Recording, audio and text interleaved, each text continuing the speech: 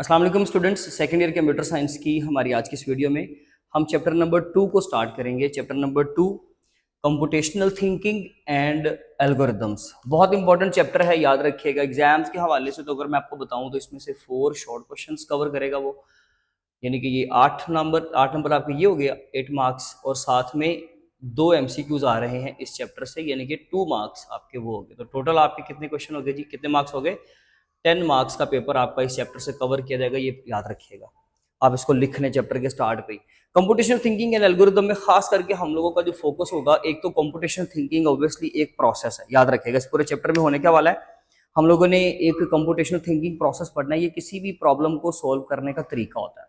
उसमें जो एल्गोरिदम है ना, ये एक सबसे इंपॉर्टेंट फीचर है, उसका उसका एक पार्ट है, उसका एक इंपॉर्टेंट एलिमेंट है जो हम लोगों ने पढ़ना है। एल्गोरिदम बेसिकली किस तरह से बनता है, उसमें लॉजिक्स क्या हैं, फिर हम लोग उसमें खास करके जो है वो लॉजिकल अपने ऑपरेशंस पढ़ेंगे, एंड और नॉट इस चैप्टर के अंदर। खैर वो जैसे जैसे टॉपिक्स आएंगे इंशाल्लाह आपकी हर चीज़ कवर होगी, लेकिन हमारा फोकस होगा ना, वो कोई भी क्वेश्चन को पढ़ने का, समझने का, सॉल्व करने का, लिखने का, वो इस तरह से होगा कि हमने जो भी आंसर्स लिखने हैं, करने हैं याद, वो सारे शॉर्ट क्वेश्चंस के तौर पे करेंगे, यानी कि वो शॉर्ट आंसर्स के तौर पे हम उनको देखेंगे। तो ये यहाँ पर मैं साथ साथ आपको मार्क अगर कहीं पे करवा रहा हूँ तब भी आप लिखें, अदरवाइज कोई भी एक टर्म डिस्कस की है, डेफिनेशन बताइए, आप प्लीज उसको मार्क कर लीजिए अपने तौर पे।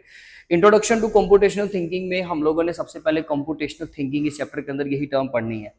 ये एक ऐसा तरीकाकार है कि जिसके अंदर हम लोग अपनी किसी भी प्रॉब्लम को लॉजिकली और एफिशिएंटली सोल्व करते हैं। अब इस चीज का क्या मतलब है, देखिए लॉजिकली का मतलब ये होता है कि जब हम किसी चीज को लॉजिक के साथ सोल्व करते हैं, यानी कि कोई गेस वर्क नहीं होगा हमारा, हमने with reasons, with logics, with solid points आप लोग किसी चीज को सोल्व करते हो, जिसमें नेचुरल लॉज शामिल हो सकते हैं, जिसमें इंसान के मैन मेड लॉज हैं आपके, वो शामिल हो सकते हैं, but with rules and regulations. जब आप किसी प्रॉब्लम को सोल्व करते हो, कोई कंक्लूजन निकालते हो किसी चीज का, वो लॉजिक कहलाता है। ठीक है जी, तो जब लॉजिक्स को इस्तेमाल करके किसी चीज को सोल्व करेंगे तो उसको बोलेंगे कि ये लॉजिकली है। और एफिशिएंटली का मतलब ये है कि हमारे जो भी पॉइंट्स होंगे, हम जो भी सॉल्यूशंस निकालेंगे, वो हमारा एफिशिएंट सॉल्यूशन होगा, यानी कि वो किसी भी जगह पर किसी भी प्रॉब्लम के ऊपर एप्लीकेबल होगा। और वो अगर हमारे पास एक नंबर ऑफ आंसर्स की लिस्ट है तो उस लिस्ट में सबसे बेस्ट आंसर होगा। ठीक है जी, तो ये चीजें हैं बेसिकली जो हम लोगों ने पढ़नी होती है इसके अंदर कंप्यूटेशनल थिंकिंग के अंदर। तो computational thinking it means thinking like a problem solver. आपने हमेशा एक प्रॉब्लम सॉल्वर के तौर पे काम करना है। जो प्रॉब्लम सॉल्वर क्या करता है, हमेशा वो चीजों को पहले क्वेश्चन को अंडरस्टैंड करता है, वो पहले क्यूरीज को समझता है, वो पहले टारगेट को समझता है, एंड देन वो सोल्यूशन की तरफ मूव करता है। It focuses on understanding a problem step by step, यानी कि इसके अंदर देखिए उसने सोल्यूशन की बात नहीं की, आपकी बुक पे कंप्यूटेशनल थिंकिंग की डेफिनेशन है उसमें वो कहता है कि understanding a problem step by step. आप ये भी याद रखिए कि समझ लीजिए इसमें खास करके एक वर्ड ये भी आ सकता है कि ये सिस्टमैटिक प्रोसेस है। सिस्टमैटिकली हम एक चीज को सोल्व करते हैं स्टेप बाय स्टेप। किसी भी प्रॉब्लम को जब हम सिस्टमैटिकली सोल्व करते हैं तो इसका मतलब होता है कि आप उस प्रॉब्लम को स्टेप बाय स्टेप, यानी कि आप उसके हिस्से बना रहे हो, ये हिस्सा अलग से, दूसरा हिस्सा अलग से, तीसरा हिस्सा अलग से, उसकी स्टेजेस में उसको डिवाइड कर रहे हो, देन उन स्टेजेस को आप अलग अलग से सोल्व करते हो, तो किसी भी प्रॉब्लम का सोल्यूशन ज्यादा आसानी से निकल आता है। एग्जांपल के तौर पे आपके पास एक बिगर प्रॉब्लम है ना, तो आप इस प्रॉब्लम के ऊपर अगर लेट्स से स्टार्टिंग पे काम कर देते हो, आपको पता ही नहीं कि इसके अंदर हमने कंपोनेंट्स कैसे बनाने हैं, काम को बांटना कैसे है, डिस्ट्रीब्यूट कैसे करना है। एक जो मैनेजर होता है, एक जो बॉस होता है ना, वो अपने पूरे स्टाफ के दरमियान में अपना काम बांट रहा होता है। देखिए ना, प्रोडक्टिविटी तो उसकी कोई एक है ना, कोई एक सर्विस वो प्रोवाइड कर रहा है क्लाइंट्स को, कस्टमर्स को, इस बात को जरा समझे। लेकिन उसने डिफरेंट डिफरेंट डिपार्टमेंट्स बनाए हुए हैं, डिफरेंट डिफरेंट लोगों को उसके ऊपर जो है वो उसने हायर किया हुआ, जो लोगों से फर्दर आगे काम करवा रहे हैं। यानी कि एक पूरी फर्म के अंदर, एक ऑर्गेनाइजेशन के अंदर हर बंदा ये नहीं कि वो लेबर के तौर पे काम करेगा, नहीं, बहुत सारे मैनेजर्स हैं जी, बहुत सारे सेक्रेटरीज हैं जिनका काम सिर्फ पेन चलाना है ऑफिस के अंदर बैठ के। तो समझ लीजिए कि इस तरीके से वो चीजों को सिस्टमैटिकली बॉस ने डील किया था। तो वो प्रॉब्लम को क्या करोगे आप, छोटी छोटी प्रॉब्लम्स P1 P2 P3 के अंदर कन्वर्ट कर दोगे, एंड देन आपने प्रॉब्लम नंबर 1 का सोल्यूशन निकाला, solution number 1, solution number 2 and solution number 3 and so on. इसी तरह से आप जाकर बाद में इन तमाम सोल्यूशंस को इकट्ठा करते हो और आपका फाइनल सोल्यूशन निकल आता है। तो ये जब हम प्रॉब्लम को स्टेप बाय स्टेप सोल्व करें, उसको समझने की पहले कोशिश करें, एंड देन हम उसको सोल्यूशन की तरफ जाए ना, तो ऐसा प्रोसेस जो है ना, वो कंप्यूटर साइंस में उसको कंप्यूटेशनल थिंकिंग कहते हैं। सबसे मजे की बात ये, एक तो आप ये शॉर्ट क्वेश्चन क्लिक मार्क कर ले। एक मजे की बात ये कि कंप्यूटेशनल थिंकिंग सिर्फ हमारे कंप्यूटर में इस्तेमाल नहीं होता। ठीक है, यहाँ पे वर्ड कंप्यूट आया हुआ है और कंप्यूट का मतलब होता है कैलकुलेशंस, लेकिन कैलकुलेशन सिर्फ कंप्यूटर में थोड़ी होती है भाई। कैलकुलेशन तो एक आम शॉपकीपर भी करता है, एक आम टीचर, हम टीचर है हम भी करते हैं, आप लोग स्टूडेंट्स हो आप लोग भी करते हो, ठीक है जी। तो कंप्यूटेशनल थिंकिंग का प्रोसेस जो है वो किसी फील्ड के अंदर बाउंड नहीं है कि यही फील्ड सिर्फ करेगी, कोई भी कर सकता है। उसमें कुछ स्टेप्स हैं, आप पहले वो कॉन्सेप्ट्स और उसके स्टेप्स समझें। आप ये समझ लीजिए कि कंप्यूटेशनल थिंकिंग के ये इंपॉर्टेंट की कॉन्सेप्ट्स हैं या उसके अंदर के ये स्टेप्स हैं जो आपने करने होते हैं। इनका नाम एज इट इज आपको अपने फर्स्ट पैराग्राफ पे पहले पेज पे नहीं मिलेगा, वहां पे आपको जो है इनके लॉजिकल मीनिंग या इनके एक्सप्लेनेटरी मीनिंग्स मिलेंगे, बट मैं आपको पहले बताता हूं कि एक्चुअली होता क्या। हमारे पास किसी भी कंप्यूटेशनल थिंकिंग प्रोसेस के अंदर ये 4 स्टेप होता है। अगर किसी ने भी ये प्रोसेस समझना है, जिसको भी तक भी समझ नहीं तो वो ये 4 स्टेप समझेगा। सबसे पहले डीकंपोजिशन, हम हमेशा अपने काम को छोटे छोटे हिस्सों में बांट लेते हैं। मिसाल के तौर पे आपने एक वेबसाइट बनानी है, तो आप उस वेबसाइट का, ऐसा तो नहीं है ना कि जी आप उस वेबसाइट का पहले दिन होम पेज बना दोगे, दूसरे दिन आप उसका कॉन्टेक्ट अस का पेज बनाओगे, तीसरे दिन कोई भी सर्विसेज का पेज एंड सो नो। आप प्रॉपरली काम को डिवाइड कर लोगे, फ्रंट एंड ये करेगा, बैक एंड ये करेगा, डेटाबेस को बंदा ये होगा, फिर फ्रंट एंड का काम यानी कि जो डिजाइनिंग का काम होता है। उसके बाद जी जो साइन अप का पेज है वो इस तरह से बनेगा, देन आप उसको लॉगिन का पेज बनाओगे, साइन अप के बाद आप लॉगिन का पेज बनाने वाले हो, फिर आपने सर्विसेज का पेज बनाना है, फिर आपने इंडेक्स पेज बनाना है, देन आप डेटाबेस कनेक्ट करने वाले हो, फिर आपने बैकएंड की कोडिंग करनी है।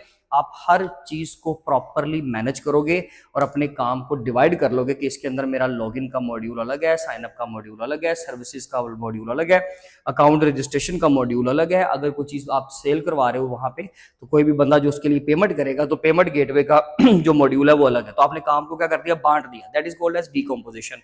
पैटर्न रिकॉग्निशन का मतलब होता है कि जब आपके पास डिफरेंट टाइप्स के पैटर्न्स निकल रहे हो, लेट्स से मैं यहाँ पे सिंपल सी सीरीज लिखता हूँ 1 3 5 7 9 और आपको कहता हूँ जी मुझे अगला नंबर गेस करके दो, तो आप फौरन गेस कर लोगे कि सर इसमें ये पैटर्न निकल रहा है। पैटर्न का मतलब होता है कि जब एक तरह की चीजें अपने आप को रिपीट करें तो उसको हम लोग बोलते हैं पैटर्न। तो पैटर्न को रिकॉग्नाइज करना होता है, हमारा काम पैटर्न्स बनाना नहीं, पैटर्न्स को फाइंड आउट करना है कि कोई भी जो हमें प्रॉब्लम मिली है, हमें एक टास्क मिला है, तो हम देखें कि उसके अंदर क्या पैटर्न चल रहा है। मिसाल के तौर पे एक बच्चा जो है वो अपनी असाइनमेंट के लिए पैटर्न को ऑर्गेनाइज करता है कि जी हम लोगों को टीचर जो है ना वो हफ्ते में फला दिन पे लाजमी तौर पे एक असाइनमेंट देते हैं, तो वो नेक्स्ट असाइनमेंट की ना तैयारी पहले से करके रख सकता है, ठीक है। जो भी आगे चैप्टर चल रहा हो, जो भी आगे असाइनमेंट चल रही हो, तो वो उसका स्केड्यूल पहले से अपने माइंड में सेट कर सकता है। तो उस तरह से आप अपनी डेली लाइफ की बहुत सारी प्रॉब्लम्स को रिजॉल्व कर सकते हो।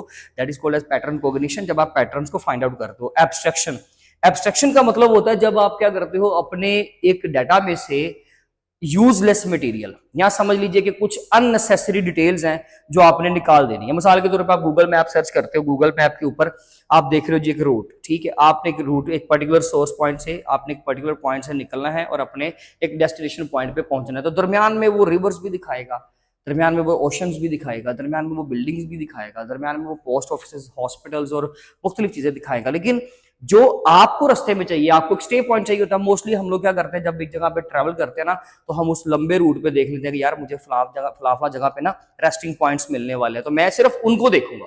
हॉस्पिटल ठीक है, कुछ लोग जो है बड़े एजुकेटेड होते हैं, वो अपना एक प्रॉपर रूट प्लान करके जाते हैं, देख लेते हैं कि हमें यहाँ पर फ्यूल पंप्स भी चाहिए, हमें यहाँ पे हॉस्पिटल का भी पता होना चाहिए कि अगर लेट से खुदा ना खासा कोई हादसा हो जाता है तो हमें पता हो कि हम किस रूट पे हैं। लेकिन फिर भी जो नेसेसरी डिटेल्स है, अब उसमें हर जगह पर उसमें तो बहुत सारी बिल्डिंग्स आएंगी, बहुत सारी शॉप्स आएंगी, बहुत सारे मॉल्स आएंगे, तो क्या आप सारे डिटेल्स देखोगे? नो। तो ये होता है कि जब आप किसी भी पर्टिकुलर प्रॉब्लम को आप लेट से क्या कर रहे हो, उसको डिजाइन कर रहे हो, प्रॉपर उसका सोल्यूशन डिजाइन कर रहे हो, उसके लिए आप एक रोड मैप बना रहे हो, तो उसमें आप जरूरी चीजें देखते हो, गैर जरूरी चीजों को आप निकाल देते हो। वो जो अननेसेसरी चीजें हैं उस वक्त प्रोजेक्ट के हवाले से, उनको निकालना एब्स्ट्रैक्शन कहलाता है। And the last one is algorithm. Then आप स्टेप बाय स्टेप इस तरीके से करते करते एक स्टेप बाय स्टेप अप्रोच बनाते हो, एक लिस्ट बनाते हो जिसमें आप प्रॉपर सॉल्यूशंस लिखना शुरू करते हो। यानी कि यहां तक तो जो आपने काम किया है उसमें खास करके आप प्रॉब्लम को डिस्कस कर रहे हो। अब यहां पर एल्गोरिदम में जाकर आप लोगों ने उसका सॉल्यूशन बनाना होता है। यानी कि एल्गोरिदम ये चीज होती है कि जब हम एक प्रॉपरली किसी भी प्रॉब्लम का सॉल्यूशन डिजाइन करें, बट वो सॉल्यूशन स्टेप बाय स्टेप हो। ऐसा नहीं है कि मैं एक पूरी प्रॉब्लम का सॉल्यूशन एक ही लाइन में बता दूं। नो, मुझे जैसे मिसाल के तौर पे अगर लेट से आपको कहा जाता है कि जी आपने टी मेकिंग करनी है, आपने चाय बनानी है, तो अगर आपको चाय बनानी तो उसके लिए आप क्या करोगे, उसके लिए प्रॉपर स्टेप्स हैं, आप वो सारे स्टेप्स फॉलो करोगे। उसमें प्रॉपर आप कहोगे कि जी सबसे पहले हमने केटल ली, देन हम लोगों ने उसको वॉश किया, लेट्स से वॉश भी करना, ठीक है जी, वॉश किया, देन हम लोग उसको क्या करेंगे, उसके अंदर पानी भरेंगे, फिर पानी भरने के बाद हम उसको बर्नर पे रखेंगे, बर्नर ऑन करेंगे। इसी तरीके से फिर आप उसके अंदर से क्या करोगे, जो भी इंग्रेडिएंट, जैसे आप जो भी हस्ब जायका, जो मुख्तलिफ तरह के लोग जो है मुख्तलिफ तरीके से चाय बनाते हैं, तो वो क्या करेंगे जी, आप उसके मुताबिक उसके इंग्रेडिएंट्स लगाओगे, उसके अंदर एंटर करोगे, देन आप लोगों ने क्या करना है, उसके बाद आप लोग उसको बॉइलिंग पर रख दोगे, खास स्पेसिफिक टाइम तक आप वेट करोगे और फिर आप उसको कप में पोर करोगे और आप उसको एंजॉय करने वाले हो। तो ये उसके चाय बनाने के सारे स्टेप्स हैं। ठीक है जी। तो ये जो तरीकाकार है ये बहुत जरूरी है। अगर आप प्रॉब्लम का सोल्यूशन जो है वो अगर उसका एल्गोरिदम बना लेते हो तो आप उसके एल्गोरिदम को देखकर सोल्यूशन ज्यादा अच्छे तरीके से डिजाइन कर लेते हो। ये कंप्यूटेशनल थिंकिंग प्रोसेस के कुछ स्टेप्स हमारे पास। रियल लाइफ एग्जांपल में वो कहता है कि ये सिर्फ कंप्यूटर में नहीं है, मैथ्स में नहीं है, आम जिंदगी में भी ये सारे लोग करते हैं, जैसे कुकिंग का recipe, planning a trip, sorting books, इन तमाम कामों में आप देखेंगे अगर एक बंदे ने रेसिपी प्लान करनी, कुक करनी है, जैसे कि तो वो यहाँ पे लेट से हम चाय की बात कर रहे थे, आप किसी खाने की किसी डिश की बात कर रहे हो, तो तब भी यही होगा ना कि वो क्या करेगा, प्रॉपर हर चीज को प्लान कर लेगा कि नंबर 1 पे ये करना है, नंबर 2 पे ये करना है, नंबर 3 पे इतने मिनट्स के लिए मुझे ये करना है, फिर हीट करना है, फिर मैंने इसको दोबारा से कूल डाउन करना है, वट कुछ भी। इस तरह से प्लानिंग का ट्रिप में भी इसी तरह लोग क्या करते हैं, पहले अपना बजट प्लान करते हैं, फिर रोड प्लान करते हैं, रूट प्लान करने के बाद फिर जैसे मैंने आपको भी एग्जांपल दी कि उसमें वो क्या क्या चीजें उनको चाहिए जो जरूरी है उनके लिए, वो सब वो प्लान करेगा। सॉर्टिंग बुक्स में भी हम लोग क्या करते हैं, सेम टाइप्स की बुक, सेम ऑथर्स की, सेम कैटेगरीज की बुक्स जो है वो हम लाइब्रेरी में अलग तरीके से रखते हैं। डिफरेंट सब्जेक्ट्स को अलग शेल्फ पे जो है वो प्लेस किया जाता है। ये तरीकाकार होता है चीजों को अरेंज करने का।